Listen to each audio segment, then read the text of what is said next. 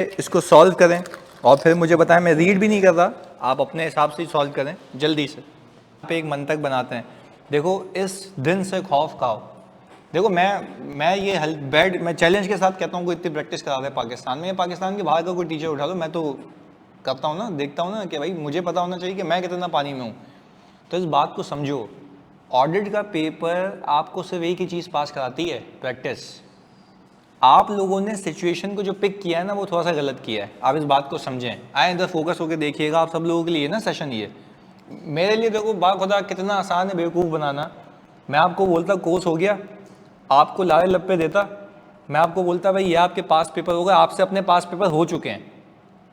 क्या था उसके अंदर कि FBI रिकॉर्ड लेके चला गया था, याद आ रहा है? स्कोप लिमिटेशन थी। सिचुएशंस आई कहाँ हैं अभी आपके सामने, वो तो भी आना बाकी हैं। सही है जी। तो इस चीज़ को क्लियर कर रहा हूँ मैं कि भाई सही है यार, we should be going in the direction. Pass कराना है तो प्रैक्टिस करनी है। मैंने तभी देखो एक प्री रिकॉर्डेड लेक्चर आपको दिया, प्रीमियम बना के दिया सब्सिक्वेंट इवेंट का। अब वही सब्सिक्वेंट इवेंट में क्लास में कराता तो वही बातें बोलता ना। कॉन्सेप्ट आ गया, अब उसको क्या कर रहे हैं, अप्लाई। तो application is the key thing which we have to do. अब आगे सुनिएगा, अब मैं ये कहूँ कि भाई लेट से हमारे बंदे गए इन्वेंट्री काउंट के ऊपर, सही है जी, स्टॉक काउंट हुआ।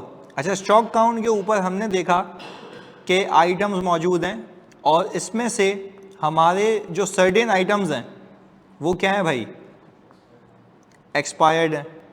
हमने कहा भाई ये आइटम्स हैं, पूरी इन्वेंट्री है, बहुत सारी चीज़ें हैं, सही है जी। अब यहाँ पे रीड भी कर लेते हैं। Certain expired stock items were identified which were included in the year-end inventory balance at their carrying amount.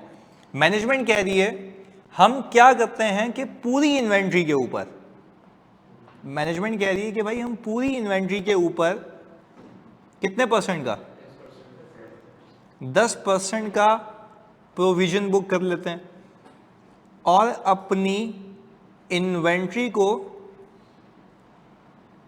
Reduce कर लेते हैं। पहले बताओ बच्चों, आप सब ऑनलाइन वालों, आप लोग यहाँ तक की कहानी क्लियर है?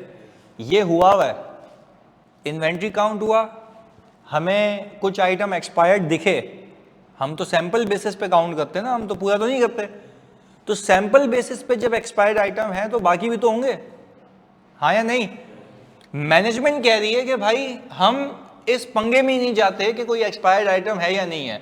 हम क्या करते हैं, पूरी इन्वेंट्री जितनी भी मौजूद होती है, मैं कहता हूं उस पर 10% खराब है, वो क्या कहता है, तो उसके क्या कर लेता है, NRV लॉस डेबिट और इन्वेंट्री क्रेडिट, या provision for NRV loss credit, जिससे इन्वेंट्री क्या हो गई, डिक्रीज हो गई।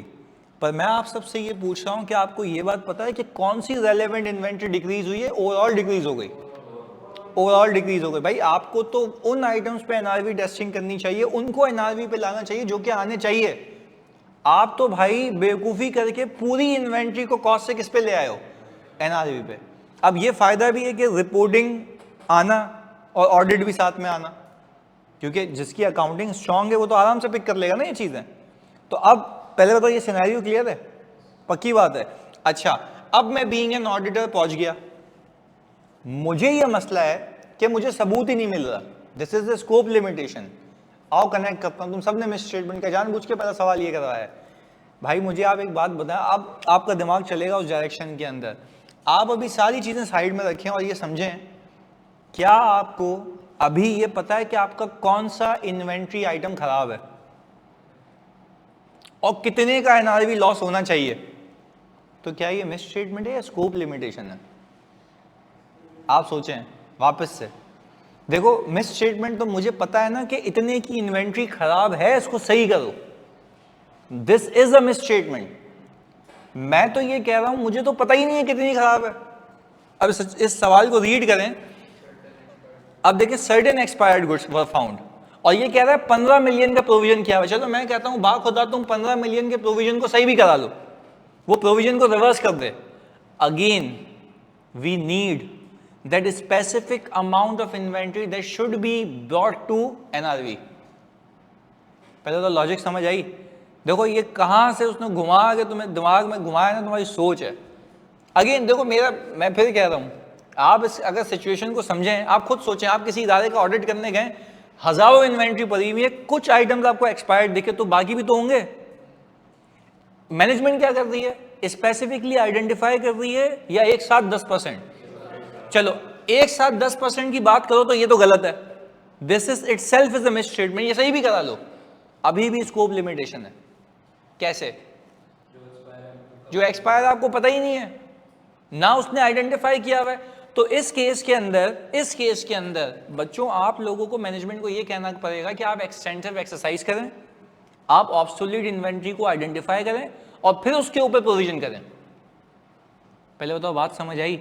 यानी sir there is a difference between the misstatement and the scope limitation. मैं ये कह सकता हूं कि ये 15 मिलियन की जो अमाउंट है, this is the miss statement ideally, क्योंकि मैं कह रहा हूं हो सकता है 15 मिलियन से कम करना, हो सकता है 15 मिलियन से, पर मुझे पता ही नहीं लग रहा कि कितना करना है। क्यों नहीं पता लग रहा? क्योंकि सर्टेन आइटम्स जो है वो मुझे पता ही नहीं है, क्योंकि मैंने तो सैंपल बेसिस पे देखा ना। बाकी जितने भी होंगे तो ये आइडेंटिफाई करने की जिम्मेदारी किसकी है? मैनेजमेंट की है। पहले बताओ लॉजिक समझ आई? गेम क्लियर है? आए जी इसको रीड करते हैं। The current general provision of ₹15 million has no documentary support. सबूत ही नहीं मिल रहा, याद आ रहा है? सबूत ही नहीं मिल रहा भाई। क्या इसके पीछे सबूत है कोई? तो आप कैसे कह सकते हो कि ये मिसस्टेटमेंट है?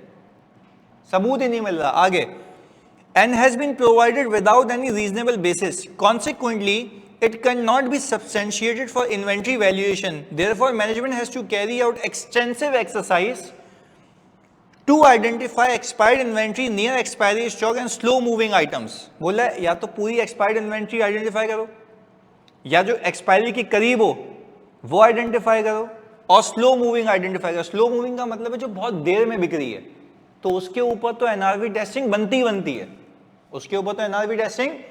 अब इसकी मैं एग्जांपल दो अपने ससुर की। अब हमारे ससुर ने क्या किया, क्योंकि उनका बाइक का शोरूम है, ससुर ही अमीर है मेरे, बस बाकी सब सही है, सुनो।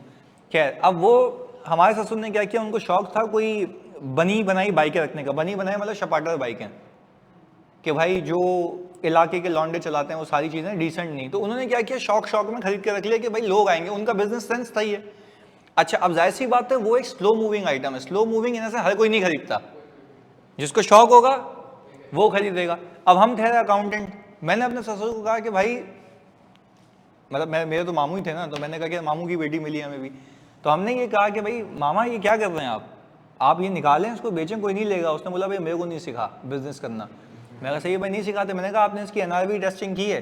तो बोला एनआरवी टेस्टिंग क्यों करूँगी, तो बिक जाएगी। मैंने कहा भाई नहीं बिकेगी, आप ये समझें कि ये लॉस में जाएगी, और वाकई वो लॉस में गई। अच्छा, क्योंकि देखो जाहिर सी बात है बिजनेसमैन वो हैं, उनको ज़्यादा पता होगा मुझसे, पर मुझे ये देखो, उन्होंने शौक में तो खरीद ली, उनके बाद 2-3 ऐसे कस्टमर आ गए जो शौकिया थे, वो खरीद के लेके चले गए। पर हर कोई ऐसा नहीं होता। By the passive time Sharur आता है, बंदा बोलता है यार 0 मीटर बाइक लो, ये क्या बनी बनाई बाइकें, साइलेंसर निकला हुआ और डिग्गी वो, ये सारी चीज़ें, ऐसा नहीं होना चाहिए। खैर, तो समझने की बात यह है कि स्लो मूविंग आइटम का कॉन्सेप्ट दे रहा था। स्लो मूविंग आइटम का मतलब है जो रेडिली बिकता, तो उसके ऊपर तो एनआरवी टेस्टिंग बनती है।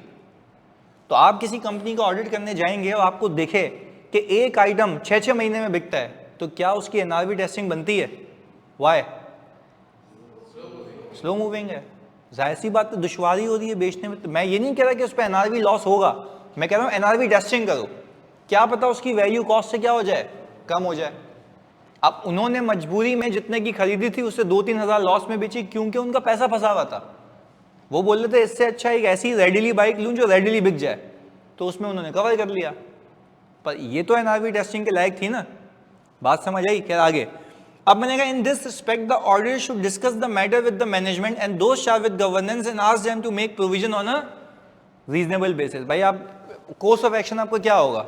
मैनेजमेंट को बोलोगे, वो नहीं मानेगी तो दोष चार्ज विद गवर्नेंस को, उसको बोलोगे कि भाई आप प्लीज यार खुदा के वास्ते रीजनेबल बेसिस पर करें, ये क्या लगाया हुआ है आपने, पूरी इन्वेंट्री पे 10% चिपका देते हो, इसका कोई सर पाँव नहीं है, सही करें इसको। पहले तो बात क्लियर है। आगे, obtain the stock ageing report so the provision could be verified. अच्छा, हम क्या कह रहे हैं, स्टॉक की एजिंग रिपोर्ट। एजिंग रिपोर्ट का मतलब है कितनी इन्वेंट्री कितनी पुरानी है।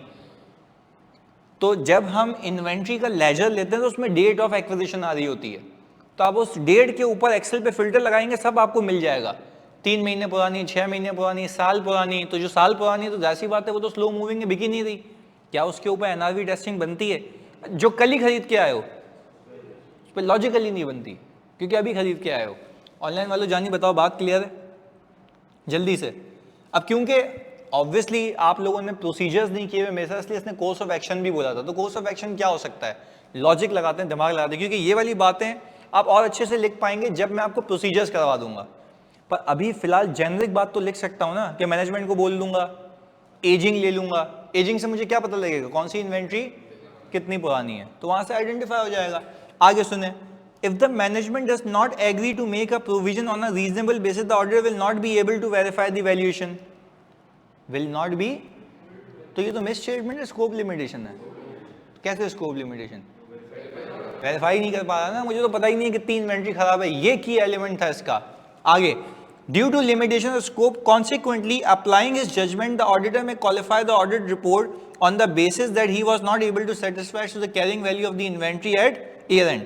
Since the reason for modification resulted from the inability to obtain sufficient appropriate audit evidence, the auditor shall include in the basis of opinion section कि वो inability क्या थी। भाई आप जब ओपिनियन दोगे तो बेसिस फॉर ओपिनियन नहीं दोगे, और बेसिस फॉर ओपिनियन में सारे किस्से कहानी बता दोगे तो हुआ क्या था। यस, उसमें लिख देंगे कि द ऑडिटर, यानी वी, हम वी करके लिखेंगे, we were unable to verify the valuation of inventory because the management makes general provision of 10%. However, provision should be made on a reasonable basis. खत्म, आपने बेसिस बता दिया ना कि भाई इस बेसिस के ऊपर। पहले तो बात क्लियर है, पक्की बात है?